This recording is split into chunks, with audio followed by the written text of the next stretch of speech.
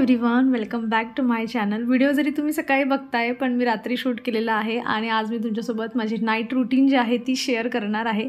आणि बघा म्हणजे नाईटची जी सुरुवात असते ना, म्हणजे रात्रीची सुरुवात ही दिवाबत्तीपासून होत असते। ते करत होती मी आणि पिया बऱ्याच वेळा ना तिने ही जी आहे ना बासुरी बनवलेली आहे, अशी अगदी कृष्णा नाव सुद्धा तिने त्यावर लिहिलेलं आहे।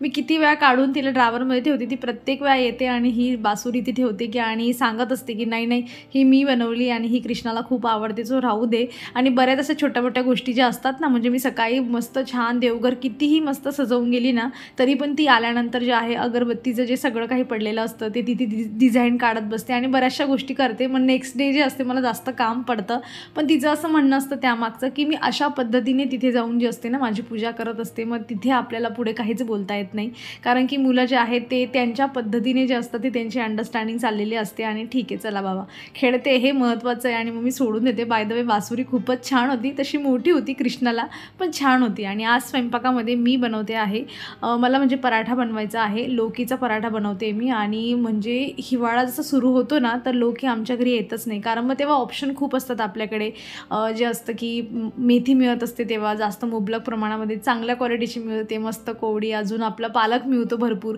त्यामुळे मग लोकी काही एवढी जास्त आणलीच जात नाही। आता म्हटलं जे आहे लोकीचा पराठा जो आहे तो बनवायला सुरुवात करूया, कारण उन्हाळ्याची सुरुवात झाली, आता जे आहे हिरवा भाजीपाला हळूहळू कमी होणार आहे। आणि तुम्हालाही लोकी किसताना म्हणजे तिचं असं काय म्हणतात त्याला, कसून घेताना तिला म्हणजे आपली माझ्याकडे पण मोठी अशी जाळी आहे बघा, त्याच्याने जर घसून घेतलं ना तर खूपच हात दुखतात, म्हणजे तिची साईज याच्यापेक्षा मोठी आहे पण तरीही तिच्यावर व्यवस्थित असं ना म्हणजे किसताना ना खूपच हात दुखायला लागतात। मग मी असंच एकदा म्हटलं चला ही जी छोटी आपली अद्रकवाली असते ना ती यूज करून बघितली आणि इतकं म्हणजे झरझर त्याच्याने जे आहे ना पटापट सगळं किसलं गेलं। मी तेव्हापासून मग हिलाच यूज करते, म्हणजे 3-4 वर्षानंतर जर हिची धार थोडी कमी झाली ना तर मला असं वाटतं की डीमार्ट वगैरेला तर 29 की 39 रुपयाची ही मिळते। आणि 3-4 वर्षानंतर अशा छोट्या छोट्या गोष्टी जर तुमच्या इतक्या सोप्या होत असतील तर मला असं वाटतं की 3-4 वर्षानंतर 40 रुपये खर्च करायला काहीच हरकत नाही आहे। सो तुम्ही पण एकदा ट्राय करून बघा, जर तुम्हाला असं लोकी वगैरे घसून घ्यायची असेल ना छान, तर याच्याने खूप पटापट किसली जाते ती। आणि त्यानंतर मी काय करते की लोकीमध्ये ऑलरेडी खूप जास्त वॉटर असतं, तर मी ते पाणी जे आहे ना सगळं असं निपवून घेते आणि वाटीमध्ये काढून घेते। आणि जेव्हा मला म्हणजे पीठ वगैरे टाकल्यानंतर जेव्हा त्याला भिजताना गरज पडली एक्स्ट्रा पाण्याची तर ते वाटीतलंच पाणी मी यूज करते। तसं तर ते पिलं पाहिजे पण माझ्याने नाही पिलं जात, ते फेकावंच लागतं मला। असं म्हणतात की लोकीचा ज्यूस जो असतो तो शरीरासाठी खूप चांगला असतो, पण नाही, एकदा ट्राय केला होता मी खूप पूर्वी आणि म्हटलं बाबा नको मला नाही प्यायचा हा सगळा, मी टाकून देत असते। पण एक्स्ट्रा पाणी जे वरून ॲड करायची गरज असते ना तर ती काही पडत नाही। सो अशा पद्धतीने काढून घ्यायचं, नाही जर काढलं ना तर 100% म्हणजे तुम्हाला कमी लोकीमध्ये जर तुम्हाला जास्त पराठा बनवायचा आहे तर ते पाणी बरोबर होऊन जातं, पण असं छोटी फॅमिली असली तर मग तेव्हा खूप जास्त जे असतं ना पातळ पीठ होऊन जातं। आणि असंही काय तुम्ही कितीही प्रमाणात त्याला घेऊन घ्या, कारण की हळूहळू जे लोकी असते ना ती म्हणजे पीठ भिजल्यानंतर ती त्याचं पाणी जे असतं ना ते मधलं सोडत असते आणि कितीही तुम्ही घट्ट पीठ भिजून ठेवलं ना तरी ते हळूहळू म्हणजे शेवटच्या पराठा बनवण्यापर्यंत ना बरंचसं ते असं खूपच जास्त पातळ होऊन जातं आणि इतकं चिपचिप होतं, पण ऑप्शन नसतं। प्रत्येक वेळा काहीतरी वेगवेगळं जे आहे ते ट्राय केलं पाहिजे, नाही तर मग तेच प्रत्येक वेळाचं होईल आपला नेहमीचा पराठा की मेथीचा खा आणि पालकचा खा, सो हा पण खाल्ला गेला पाहिजे। आता नाही ज्यूस पिला जात पराठ्याच्या हिशोबाने तरी खाल्ला गेला पाहिजे। मी नेहमी ना पराठा यासाठी म्हणते बघा की पराठा हा जो वर्ड आहे ना हा सगळ्यांना माहीत असतो। आमच्याकडे तसं दशमी म्हणली जाते, कळण्याची दशमी केली जाते, म्हणजे कुठलेही जसं मी तुम्हाला सांगितले की मेथीची बनवायची ना तर मेथीची दशमी, पालकची दशमी, लोकीची दशमी असं म्हणलं जातं। पण दशमी आता सगळ्यांनाच समजेल की नाही माहीत नाही, आणि पियाला पण स्टार्टिंगला जेव्हा ती लहान होती तेव्हा तिला तसं सांगता सवय झाली की आपण आज पराठा बनवतोय, आज पराठा बनवतोय, सो मग तोंडामधून पराठाच निघतो। पण आमच्याकडचा याच्यासाठी वर्ड जो आहे ना तो दशमी आहे। तर मी आता इथे जे त्यासोबत जे आहे ना चटणी वगैरे बनवून घेतली आणि बऱ्याच वेळा मी तुमच्यासोबत चटणीची रेसिपी शेअर केलेली आहे, खूपच छान असते। कुठल्याही पद्धतीचा पराठा असू द्या, दशमी असू द्या, भाकर असू द्या, तरीसुद्धा तिच्यासोबत ना ती चटणी खूपच छान लागते। तशी मी शेअर केली आहे, पण येणाऱ्या 1-2 दिवसांमध्ये मी शॉर्ट व्हिडिओमध्ये डिटेलमध्ये जे आहे ती रेसिपी शेअर करेल। जर तुम्हाला बघायची असेल तर मग वाट बघा, चॅनल सबस्क्राईब केलं नसेल तर सबस्क्राईब पण करून टाका, म्हणजे तो व्हिडिओ आल्यावर तुमचा मिस होणार नाही। आणि हे बघा हळूहळू होत जे पातळ पीठ होत जातं ना त्याने पराठ्याचा आकार जो असतो तो अशा पद्धतीचा होतो आणि जास्त त्याची मशागत पण करता येत नाही आपल्याला, कारण जेवढी मशागत केली ना तेवढं त्याला जास्त पाणी सुटतं। त्यामुळे जसं आहे तसं करून फक्त मोकळं व्हायचं होतं मला। आणि मी इथे जे आहे माझी साईड बाय साईड जी आहे चटणी पण बनते आणि इकडे लगेच पराठा पण बनतोय।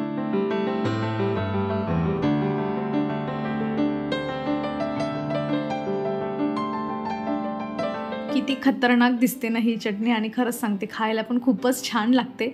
चला, पराठा पण झालेला आहे. म्हणजे खाणाऱ्या व्यक्तींना एवढं काही वाटत नाही यामागचं की पराठा काय आहे, मीला जे आहे भाजी करायची गरज नाही आहे आणि जास्त काही एवढं हे नाही. पण खरं सांगते त्याला शेकायला पण जास्त वेळ लागतो महत्त्वाचं म्हणजे. आणि करताना जो तामझाम एवढा सगळा होतो ना की पीठ पातळ झालं की त्याची स्ट्रगल जो असतो तो फक्त करणाऱ्या व्यक्तीलाच माहिती असतो.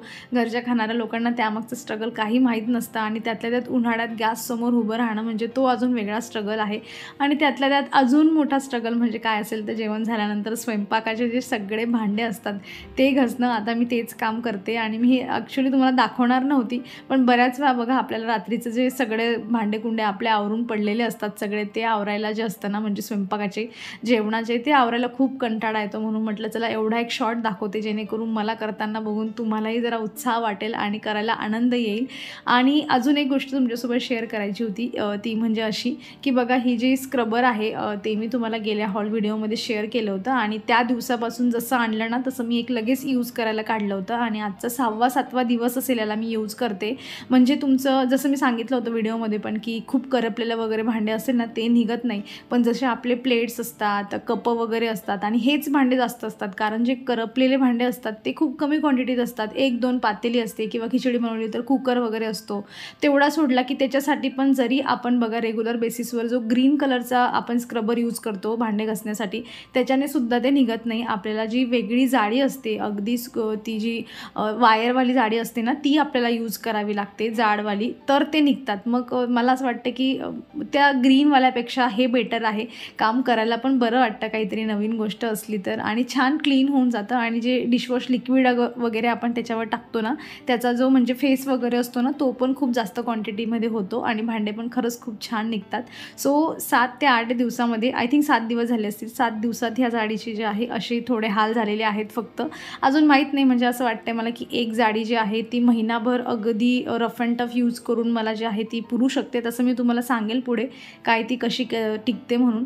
पण असं वाटतं की 80 रुपयामध्ये तुम्हाला जर 10 अशा जाळ्या मिळत आहेत, त्यासोबत तुम्हाला एक ब्रश पण फ्री मिळतो आहे, तर मग पुरतं आहे. कारण ती ग्रीनवाली जी घसणी असते ती पण सेम याच प्राईसमध्ये मिळते 10-12 रुपयाची. सो माझ्या साईडून तरी मला असं वाटतं की एकदा तुम्ही याच्यामध्ये इन्व्हेस्ट करून ना ट्राय करून बघा ही अशी जाळी. बोलता बोलता कधी हे किचन पूर्ण चकाचक क्लीन झालं ना ते समजलंच नाही. हे मी आता बोलते असं, पण करताना खूपच मला भरपूर वेळ लागला बरं का. पण छान वाटतं, मस्त छान किचन बघून असं नीटनेटकं. आणि हे बघा बऱ्याच वेळा मला याची पण कमेंट येते की हे जे सिंकच्या जवळ मी जे हे असं लावून घेतलं आहे ना, तर मी हे कुठून घेतलं आहे, ऑनलाईनच मागवलं होतं. जेव्हा नवीन घरात शिफ्ट झालं होतं ना तेव्हा मी त्याला मागवलेलं होतं. सो बऱ्याच लोक मला मागतात, सो म्हटलं आज व्हिडिओमध्ये इन्क्लूड करावं. आणि याची लिंक जी आहे ना तुम्हाला मी डिस्क्रिप्शनमध्ये देते, तेवढं जे स्टँड आहे त्याची. आणि मी जसं तुम्ही बघताय की मी ते सिंकच्या जवळ ठेवलेलं आहे, सो नेहमी त्याच्यावर पाणी वगैरे पडत असतं. पण अजून पण त्याला जे आहे जंग वगैरे लागलेला नाही आहे. आता मी गॅरंटी घेणार नाही की तुम्ही जे मागवताय त्याला पण लागणार नाही, कारण जरी एकच सेलर असला तरी त्याच्याकडे माल जो असतो तो नवीन येत असतो. सो गोष्टी चेंजेस होतात. पण मला असं वाटतं की ट्राय करा. काही नाही, 200-250 रुपयाची त्याची प्राईस असेल. डिस्क्रिप्शनमध्ये लिंक देते मी. आणि आता उन्हाळ्याचं सगळ्यात मोठं काम ते म्हणजे कूलरमध्ये पाणी टाकणं. हे आम्ही रविवारच्या दिवशी जे होतं ना हे ते कूलर व्यवस्थित ठेवून घेतलं होतं. त्याला ठेवणं एवढं विशेष काम नाही, पण त्याच्या आजूबाजूने त्याला झाकणं ना हे खूप महत्त्वाचं असतं आमच्यासाठी. कारण एक पण असं छोट्या छोट्या कोपऱ्यातून ना बरोबर तिथून डास येतात आणि रात्री चावतात ते.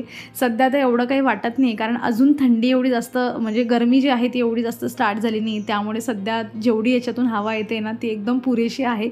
पण जेव्हा प्रॉपर उन्हाळा सुरू होतो ना म्हणजे एप्रिल किंवा मेचा, तेव्हा असं वाटतं की नाही याच्यापेक्षा मोठं कूलर पाहिजे. किंवा मग हे कूलर जे आहे एका व्यक्तीसाठी किंवा एक लहान बाळ आणि असं त्यांच्यासाठी जे आहे आईसाठी असं एक बरोबर होतं. सो मग तेव्हा वाटतं की आपल्याकडे मोठं पाहिजे होतं. अदरवाईज स्टोरेज वगैरेच्या हिशोबाने ना हे कूलर खरंच खूप छान आहे. आणि पाणी पण म्हणजे रात्री भरून ठेवलं ना सकाळी सकाळी बरोबर संपतं ते 7-7:30 वाजेपर्यंत त्यामधलं पाणी टिकतं. सो चांगलं आहे आमच्यापुरतं, फॅमिलीपुरतं हे बरं आहे. नेक्स्ट इयर बघूयात काय AC घ्यायची ती घेऊयात.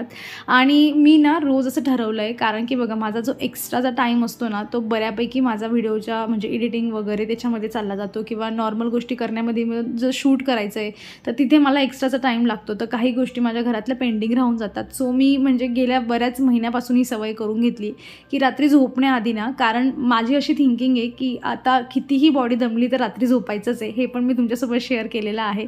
सो झोपायचंच आहे, थकवा काढायचाच आहे. तर एखादं जास्तीचं काम करून मग तो थकवा काढूया. सो मी ट्राय करते की कुठलं तरी आधीपासून ठरलेलं असतं माझं की आज जेवणानंतर ना हा कोपरा जो आहे ना याला थोडासा आपण ऑर्गनाईज करून घेऊया. तर असं असतं कधी कधी मिरर मी ठरवते की आज जे आहेत जे 2-3 मोठे मोठे मिरर आहेत त्यांना क्लीन करून टाकूया. बाथरूममधला मिरर असतो त्याला क्लीन करून टाकूया. किंवा बघा तुम्ही जर नोटीस केलं असेल मला गेल्या काही दिवसापासून किंवा महिन्यापासून मी तुम्हाला टीव्ही युनिट कधीच क्लीन करताना दिसत नाहीये. कारण मी ते असंच ठरवते की एक दिवसाआड जे आहे ते टीव्ही युनिट पूर्ण क्लीन करून घ्यायचं. पियाचा बराचसा पसारा पडलेला असतो तो आवरून घ्यायचो. सो अशी छोटी छोट्या गोष्टी जर आपण ॲड केल्या ना आणि रात्रीला करून ठेवल्या तर मला असं वाटतं की ते सकाळी उठून करण्याची गरज पडत नाही. सो 10-15 मिनटं लागले मला इथे, पण व्यवस्थित जे आहेत मधले ड्रावर पण 1-2 मी छान ऑर्गनाईज करून घेतले.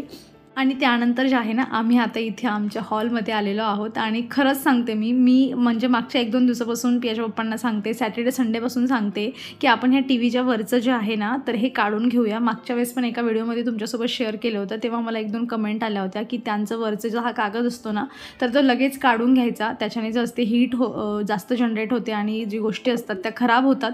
आणि ते मला पटलं पण होतं. पण एक चांगला मुहूर्त शोधण्यासाठी मी जी होती थांबलेली होती. फायनली म्हटलं आज जे आहे याला काढूया. आणि खरंच सांगते मी काढल्यानंतर एवढं छान वाटत होतं. आणि याला न काढण्याचं रिझन बघा मी तुम्हाला सांगते. आमचं फ्रीज होतं ना तर आम्ही ते म्हणजे 3 वर्ष त्याच्यावरचा जो कागद असतो ना तो आम्ही तसाच ठेवला होता. आणि 3 वर्षानंतर आम्ही ठरवलं, मी असंच माझंच ठरवलं की चला याला काढून टाकूया. आता बस झालं, छान नवीन फ्रीज दिसेल आणि असंच आपण यूज करतोय. ते ज्या दिवशी आम्ही काढलं ना त्याच दिवशी म्हणजे पिया तर तेव्हा 3-3.25 वर्षाची असेल. तिने त्यावर लावलेले जे मॅग्नेट्स वगैरे असतात ना ते असे खाली वर करून ना म्हणजे ती नॉर्मल खेळत होती पण ते मॅग्नेटचे जे स्क्रॅचेस असतात ना ते त्याच्यावर त्याच दिवशी पडले. आणि खरं सांगते मी म्हणजे मला कोणी बोललं तर नाही की असे स्क्रॅचेस वगैरे पडले, पण मला एवढं वाईट वाटत होतं की मी आजच्या दिवशी हे जर याच्यावरचा कागद काढला नसता तर हे फ्रीज खराब झालं नसतं. लकीली ते फ्रीज जे आहे आम्ही ड्राय बाल्कनीत ठेवतो त्यामुळे कोणी आल्यावर एवढं काही दिसत नाही. सो घरात राहिलं आणि तसं फ्रीज असलं तर नेहमी आपल्या त्या गोष्टी ज्या असतात त्या मनाला टोचतात की अरे हे असं का झालं म्हणून. किंवा मग पियावर आरडाओरड जी असते ती त्या सिच्युएशनला आपल्याला असं वाटतं की हिनेच केलं, हे सगळं समजलं नाही वगैरे वगैरे असं सगळं होतं. म्हणून मी म्हटलं ही टीव्ही काढायचीच नाही. आणि जेव्हा हिला वर आम्ही अशी लावली ना तेव्हा पण डिसाईड केलं होतं, कारण पहिले खालीच असायची. मग खाली असली की मुलांचं अगदी टीव्ही बघता बघता कधी ती टीव्हीपर्यंत पोहोचतात आणि तिथे हात लावायला लागतात ते काही कळतच नाही आपल्याला. आणि प्रत्येक वेळा त्यांच्यावर लक्ष ठेवणं पण एवढं काही शक्य नसतं. सो म्हटलं वर ही हँग केल्यावर आपण काढूया. पण ते पण पोस्टपोन होत शेवटी आज तो मुहूर्त आलेला आहे आणि आज आम्ही काढतोय. शेवटी याच्या मागचं रिझन बघा काहीही असो पण आज काढल्यानंतर म्हणजे 3-3.5 वर्ष झाली ही टीव्ही घेऊन आणि आज याच्यावरचा हा कागद काढल्यानंतर म्हणजे एवढा आनंद होतोय की अरे वा, म्हणजे असं वाटते की जशी जणू ही टीव्ही आजच आम्ही नवीन घेतलेली आहे. मी नेहमी असा विचार करत असते की कुठलीही गोष्ट आपण लवकर करतोय, उशिरा करतोय, ती कधी होते कशी होते याच्यापेक्षा ना ती होताना जो आनंद असतो ना तो जास्त एन्जॉय करणं महत्त्वाचं असतं. पिया तर एवढी एक्सायटेड होती, म्हणजे आम्हाला जरा वेळाने झोपायला जायचं होतं पण तरी तिचं म्हणणं होतं की मम्मा चालू तर करून बघूयात आपली टीव्ही चालू झाल्यावर अशी नवीन कशी दिसते म्हणून. आणि खरंच म्हणजे तो मोमेंट ना असा झाला होता की ओके ह्याच छोट्या छोट्या गोष्टींमध्ये मनुष्याने नेहमी आनंद शोधला गेला पाहिजे. आणि चला आमची नवीन टीव्ही मी तुम्हाला पण आता दाखवते की आत्ता बघा किती छान दिसते.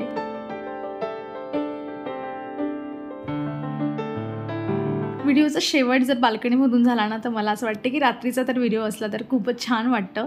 तसं मला लायटिंग लावायची होती पण मी आल्यानंतर मला लक्षातच नाही आणि आता मला लक्षात आलं की अरे लायटिंग ही चालूच झालेली नव्हती. सो मी आणि पिया इथे जरा वेळ बसलेलो आहोत. तसा म्हणजे आमचा जो वेळ आहे ना हा खाली जाऊन आम्ही वॉक वगैरे करत असतो, पण पियाच्या पप्पांची मीटिंग वगैरे चालली होती आणि आज काही जाणं होणार नाही हे मला समजल्यावर म्हटलं चला इथेच जरा थोडा वेळ जो आहे तो घालवूया आणि मग झोपूया.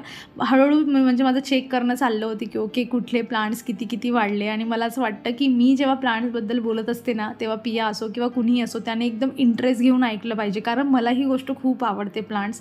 आणि मग त्याच्याबद्दल मी काहीही फालतू कितीही काही बोलत असले ना तर त्याने त्या मनुष्याने इंटरेस्ट घेऊन ऐकलंच पाहिजे. इथे मी आज पियाला पकडलेलं होतं आणि तिला सांगत होती की बघ हे प्लांट्स एवढं छान मोठं झालं आहे. आणि मला नेहमी असं वाटतं की माझ्याकडे एक्स्ट्रा टाईम मिळाला ना की मी माझ्या बाल्कनीत यावं, झाडांची अजून थोडी जी आहे ती काळजी घ्यावी. जे झाडं छान ग्रो करताय, ज्यांचा आता ग्रोविंग पिरियड असेल त्यांचे जे आहेत म्हणजे कटिंग्स घ्यावे, त्यांना अजून जे आहे मल्टिप्लाय करावं असं सगळं मला वाटत असतं. चला असो हळूहळू हे पण स्वप्न आपण करूयात पूर्ण. पण सध्या मी माझा व्हिडिओ इथे संपवते आणि अपेक्षा करते तुम्हाला व्हिडिओ आवडला असेल. कसा वाटला मला कमेंटमधून नक्की सांगा. आवडला असेल तर लाईक करा, चॅनलवर तुम्ही नवीन असाल तर प्लीज चॅनलला सबस्क्राईब करा. आपण भेटूयात मग पुढच्या अशाच इंटरेस्टिंग व्हिडिओमध्ये.